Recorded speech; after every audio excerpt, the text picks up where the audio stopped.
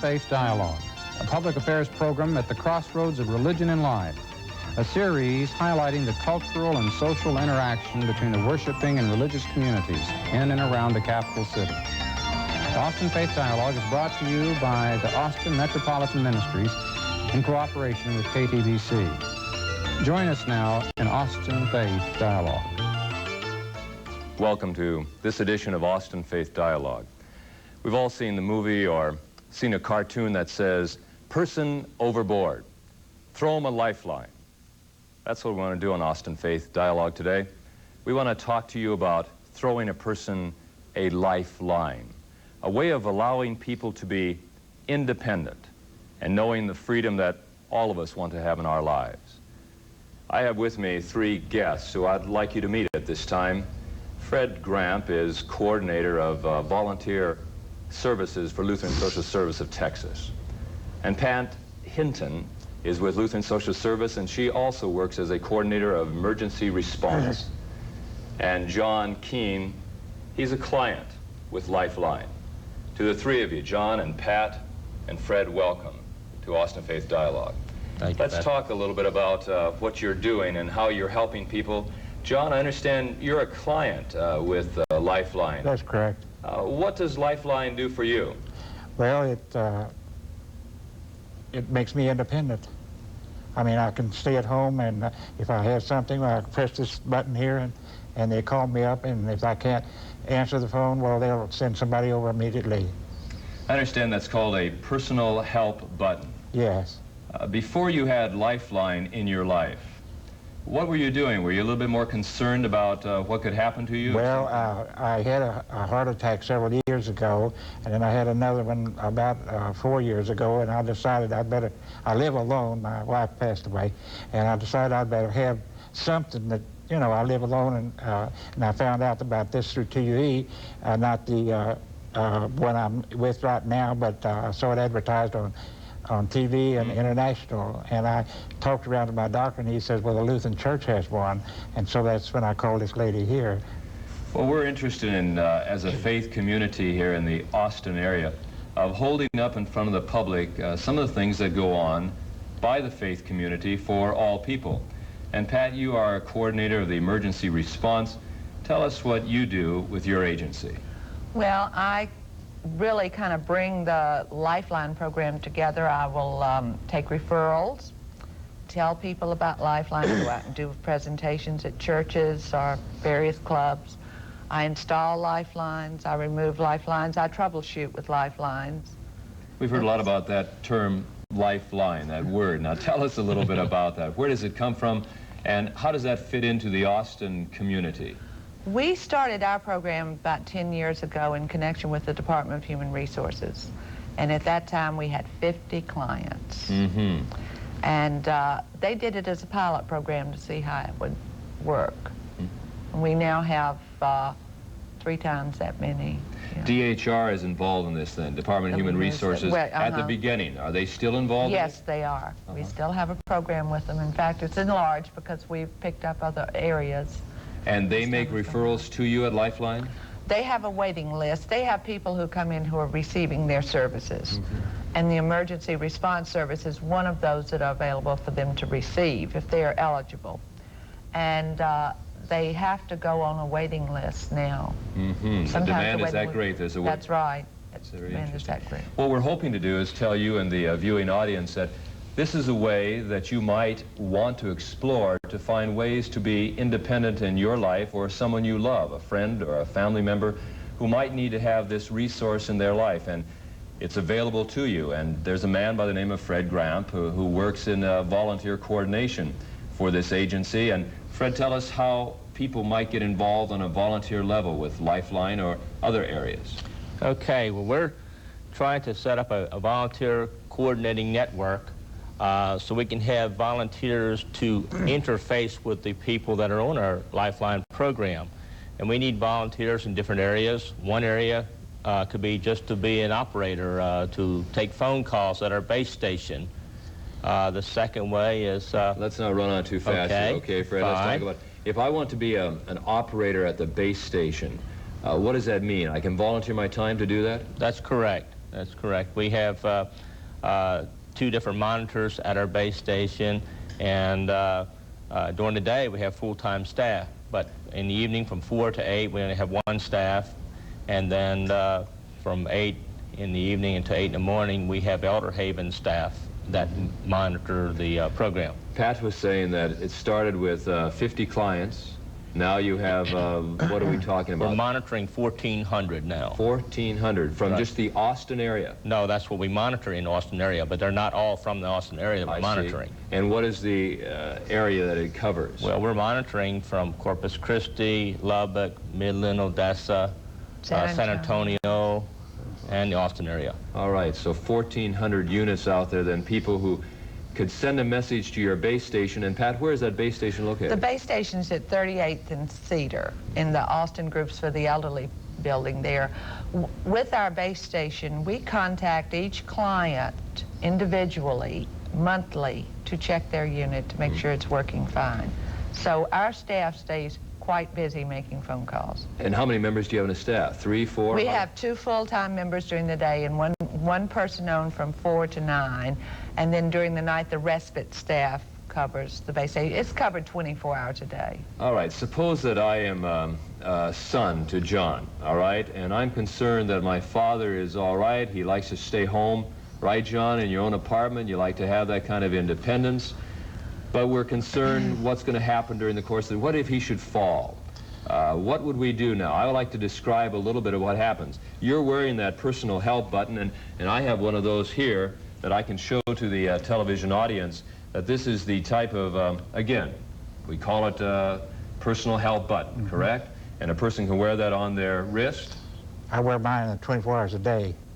All the time on your wrist, is that right? We prefer that our clients do wear them 24 hours a day. Now, if you don't want to have it on your wrist, you can put it around your neck, is that correct? That's right. And they're waterproof. All right, so a person takes a shower, a bath, they can... Or even someone with a disability who likes to swim who could find themselves in difficulty in a pool. I see, and if the pool is close enough, how far away can I be so that the message can go? 200 feet. 200 feet away. And then this message, if I should push this button, then the message will go to this Lifeline. I push this button and it alerts this unit right here. All right. And they call me on the telephone. If I don't have one, I have one that I can talk through. The telephone, I can talk through it.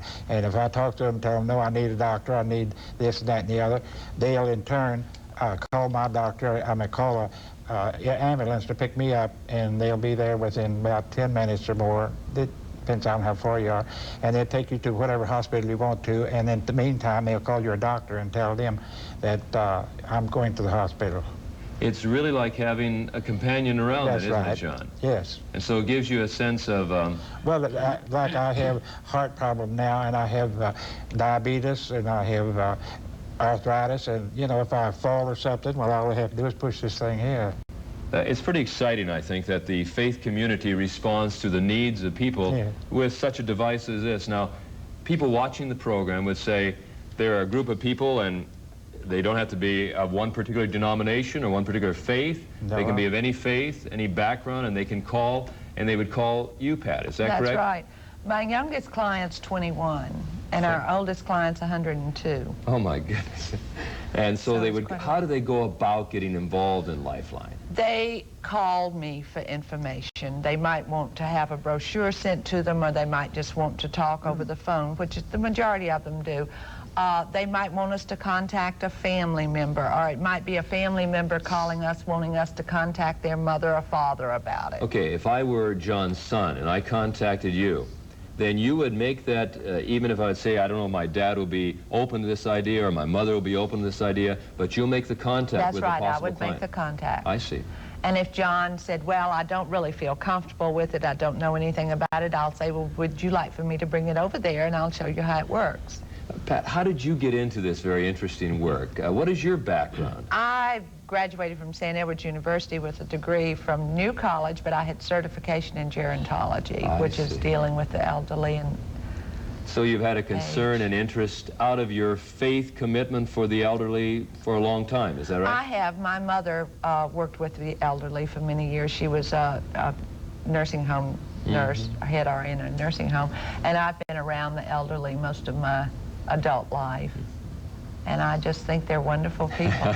Not only that, I find those that with any handicap, I admire them so tremendously for what they accomplish and what they do.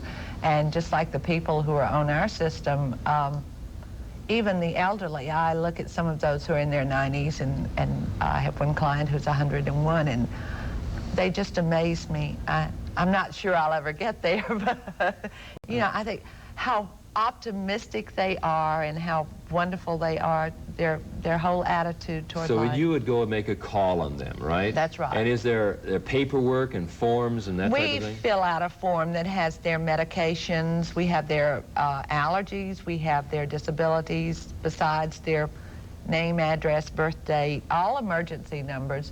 We have their physician's name and address, phone number. We have their hospital preference. We ask for the names of at least 2 responders, someone who can get over there in a hurry that we can call. Okay, a responder then would be someone who is near them, who could, if the message comes. John, do you have a couple responders who live near you? Yes, I have one right across the street that is right across the street from where she works. I live within a block and a half of where that unit is. Where the base unit is located, all right. On And so 38th that Street. person would then be contacted by one of the operators? That's right, and he would come over. If I wasn't able to open the door, he would come over immediately and open the door for the ambulance. John, I get the feeling, before we came on the air, I wasn't too sure whether John was going to be really okay on this program, but I get the feeling you're pretty excited about this. Oh, well, yes, because it saved my life. That's really good credentials for a program like this. It saved my life. Pat, when you go and call on them and you get the responders, then is there a process of deciding whether that person, you said there's a waiting list? No, I really don't have anything to do with the waiting list. That's through the Department of Human Services. We have no waiting list for our private pay clients. I see. Now, DHS clients, and for persons who would be possibly having Department of Human Resources, DHR, what would they do? They would have that provided for them, is that right? Yes, they contact, or if they're already receiving services for the aged and disabled, they can contact their caseworker and ask to be put on the waiting list. Aha, okay. But the caseworkers are so supportive of the program and so enthralled with it that we very rarely have to ever suggest that to a client. They already know about it and they're already on the waiting list, because many of them will call and pay for the service in the meantime until they're released from the waiting list. What about, where do they call?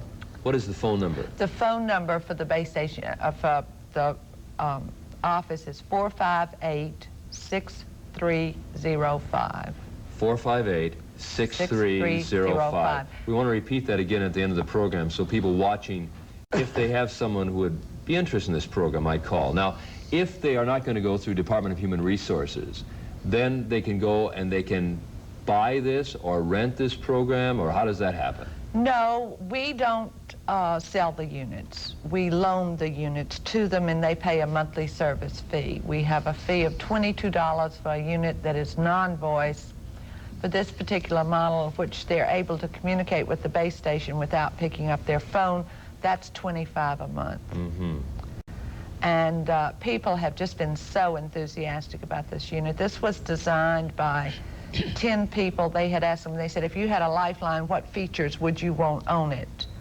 And so this is the result of that, and people are really thrilled with the top of the line model. So people will contact you and they'll say, we would like to be able to be a part of the program and we're willing to pay, and there are different scales there of $22 or $25. That's right, and if someone is really having a difficult time financially, it's possible to try to get a subsidy for them. Would you come back and tell us maybe of a couple incidences you've had? Just be thinking of some people that John gave such a tremendous witness to what Lifeline. It saved my life. My goodness, you can't ask for any better than that. But maybe you have a story or two that you could tell also, Pat, so that people watching this program are interested in knowing what does it do in real living situations. But Fred, I'm interested in knowing what people in faith communities throughout Austin, what they can do in this volunteer network that you and your agency are trying to develop. So how does that tie in with this volunteer network and your agency? Okay, I've mentioned the one way where they could work at the base station. Another way is to just visit with some of the clients. We have sometimes calls come in, and we call the client back, and they said, "Oh, did I hit my button? Mm-hmm. Can we talk?" And there's some lonely people there, and we could help them in that way. Do they get some training? Maybe I want to do that. Maybe I want to be a volunteer, but I'm a little afraid. Pat says she's had some training in gerontology. Right. She has some skills, but for me, I'm not so sure I have those.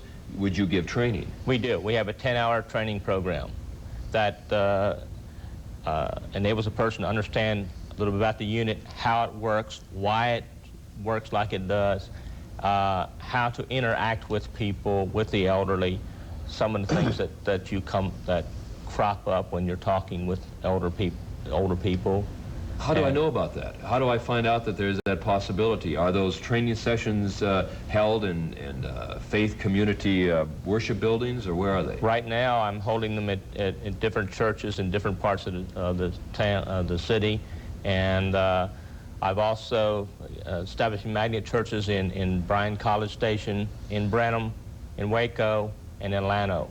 So we're giving classes in all those different areas and setting up volunteer networks within those areas to work within the program. You know, I think that's really exciting because, John, you might be able to substantiate this for me, but I think there are a lot of people who are watching this program and a lot of people who live in the Austin area that are lonely, that they want to talk with somebody.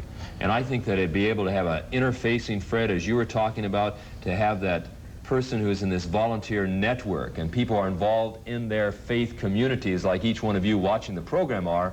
You could be a real big help to Fred. So what else could they do besides maybe going out and visiting? Well, one other area that we need, Pat and Jim Peters, co-worker with Pat, have the entire area that we have to cover. And we also need some volunteers that would be willing to install units for people and to do some minor troubleshooting. And in our classes, we teach them how to install. It's very simple. It's a very wonderful machine, but it's simple as far as installation. Mm-hmm. And so the installers can do that. And there's some retired telephone people that have done it in some areas, and it's just a great service, but it helps us. If a person has a knack with his or her hands, right? Pat, this is a very chauvinistic statement, okay? Look, I'm the one who puts them in and takes them out. I was going to ask you that, just so people, you're able to install this unit? I've only had one client ask she called, I had been over there to service her unit, and she wasn't happy with what was being accomplished. So she called the office and she said, would they please send a man? And they complied with her request? No, they said, sorry, we don't have any men. You can install that yourself. I moved apartments and I installed it myself. And they didn't even know that. I called them up and gave them my telephone number because you have to give the base station your telephone number. But I moved in another apartment. I installed my own. That's interesting. Thank you, John, for mentioning that. So, Fred, go over those three areas again very quickly that a person would like to volunteer, to be a part of your volunteer network, and they can, once again, they can be from faith communities. It doesn't matter what faith community, but a faith community, and be interested in helping the elderly. The first thing was, again. All right, first thing is to work in the base station as an operator. The second thing is just plain visitation, to visit the clients, help them do their monthly systems check that Pat mentioned about. And the third thing is to help us install units and do some troubleshooting for the units. Okay, and in all of those ways, they'll receive some type of training that you and other people on your staff will be able to give them. That is correct. Okay, Fred Gramp, here, you're on the hot seat now. Let me ask you this question. I asked Pat the question. How did you find that you got yourself interested? Was your college background in her the same way, or how does it happen that you work with the elderly? Well, excuse me for a second. I have to, not just the elderly, because Pat, you said the youngest client is 21, right? So I apologize for saying that. We're talking about people, right? People. Okay. How did that happen? Well, I've worked with different groups for a long time. I worked as a 4-H club leader for 17 years, and I worked with Hill Country Community Ministries. And so when I found out about the the job with Lutheran Social Service, it sounded interesting, and because I'm getting older myself, working with the elderly becomes much more interesting to me. And so Do you have one of the units? No, I don't have a not unit. yet. Not yet, not yet. But if I needed one, I'd sure get one. And but I enjoy working with people in general. Do you? I'm going to ask you also if you could tell some interesting an interesting story about some volunteers or somebody maybe you encouraged to be a volunteer. But Pat, I'm going to come back to you and say, can you think of a story that might be interesting about a client that experience you had? Well, I had never really been directly involved in the rescue of a client before. And I went out to install this woman one afternoon, and she had diabetes, and she had a lot of difficulty walking. So she opened the door for me, and we headed back to her bedroom. And she had just moved into this apartment, and her bedroom was quite small, and there was very little room between the dresser and the bed. So she headed around to get back on the bed. And as she did, her feet slipped out from under her, and she was a rather large woman. So she told me, she says, "Please, darling, don't you try to get me up," she said. "Now, just don't try to get me." And I said, well, I'm going ahead and call the base station. And I said, I will let them go ahead and try to get us some help over here. And I said, in the meantime, I'll go ahead and hook up your Lifeline so you can see how it works. So I called the base station, and of course, the person working on the other end of the line was getting a big kick out of this. You know, here I am out there installing my clients on the floor. So she said, I'll call the fire department. She said, there's one right nearby. And the client looked at me and she says, they're not going to have their sirens on. And I said, well, I hope not, Rosemary. I said, I don't know what they do. Anyway, they came over to the apartment. They did not have their siren on. They came right up outside the door. And of course, I was trying to apologize for putting in this Lifeline, and my client's on the floor, and I have to call them to come pick her up. So we got through with all the excitement, and we were sitting there, and Rosemary was filling out the papers to sign them and everything. And just about that time, I felt myself falling toward the floor, and she grabbed it, and she says, oh, I was so worried about you. She says, I knew what was happening, but you didn't. And the whole bottom of the bed had collapsed. Oh, my goodness. So I have never forgotten So be that. prepared That was for it. quite an afternoon. Any kind of experience when you get involved in working with people, is that what you're saying? The experiences with them are just wonderful. I have those that oftentimes I'm the only person that they'll see for weeks on end. And it's come in and give me a hug, pat, and, you know, acknowledge the fact that I'm here and really worthwhile still, valuable. John, you are one of the clients, and you gave a wonderful witness about what it's done in saving your life. It has also made your quality of life to be better. Oh, yes, Because you have what? That sense of freedom? Oh, yes, I have the sense of freedom. And also, I want to mention that when you call in and they call the ambulance, also the fire department monitors that, and they also show up. Mm-hmm. John, does it tell you as a client that there are caring people in this community? Well, yes, yes, I would say so. Is that part of the message maybe that you get?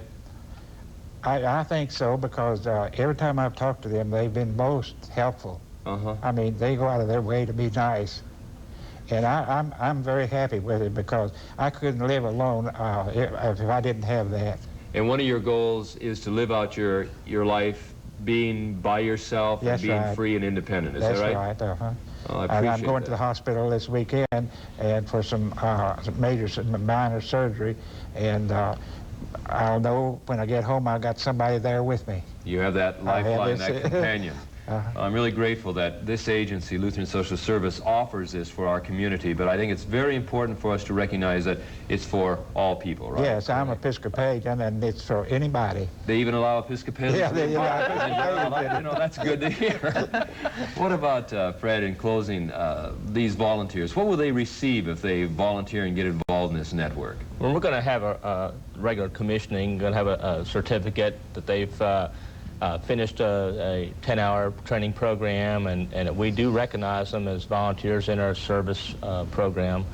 And in fact, one of the newest volunteers I've got, she volunteered because her mother had been on Lifeline, and her mother actually had used it a couple times and really, they say, saved her life. And so this person's wanting to give back to the community for the service that she received. Well, that's a very good point. Something, a vehicle, an avenue to give back. Pat, you were going to say? Well, I was just going to say, we've been saying the elderly are handicapped. This unit can also be used in the home of new parents with a baby for the first few weeks if there's not a grandmother present to be able to help or whatever. And the volunteers there, too, are available to help these people. It's to enrich people's life. That's what I hear you saying. To be able to say to people, whether you're a mama home with a newborn baby and once in a while you need to push that personal help button, there's someone there who can say, we're going to be help to you. And your goal is, Fred, to offer to these people in the interfacing contact with human beings so they don't feel alone. Sure enough. So it's not just the certificate that people get. It's kind of that feeling That warm feeling. That warm feeling. Helping people. Of, as John said so very well, really of saving people's lives, That's right. Yeah. They Fred. say all social workers are rescuers. Well, that could very well be that there are more of us. No, And if fix that, it. yeah, that imagery of throwing out the lifeline, maybe that's what we're trying to do, is to let people know that there's someone there willing to listen, someone there willing to come and offer a helping hand, as long as the bed doesn't collapse. As long as the bed Fred, how about it? Tell us, how can they get hold of you? What's the telephone number? All right, 458-6305 for either volunteering or to get on to the Lifeline program itself. And Pat, that's the same number for you. That's right. All right. Fred, we thank you. Pat, thank you. John, I really thank you. And when you talk to all the clients of Lifeline, tell them you represented them well. And we want to thank you for watching Austin Faith Dialogue. And we hope that all of you know that there is a caring community and people who want to be able to offer their help to you. Thanks for watching Austin Faith Dialogue.